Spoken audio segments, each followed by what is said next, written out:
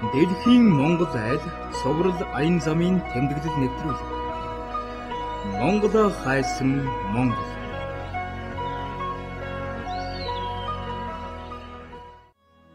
Монголон хайсан Монгол. Газар дээгүүр 10,000 км аялсан тэмдэглэл. Бид Дэлхийн Монгол айл баримтат киноны төслийн хүрээнд анхныхаа зураг авахжлаар ойрдын гүүш хан халахын цогт хум тайжин удмынхан амьдардаг бүгд наримдах хятад ард улсын хөхн нуур буюу Шинхай мужийг зорж яваа 5 хүн.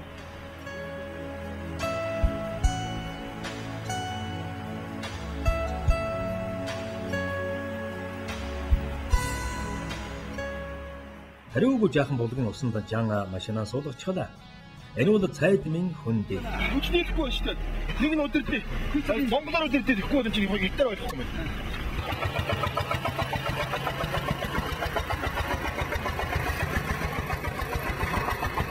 Улаанбаатараас өвхөн нэг талдаа 4,000 км-ийг онгоц, микроавтобус, Дататар хөдөлгөлөн 4 хоног дуулан байж цэдэн гон эд саярлаа.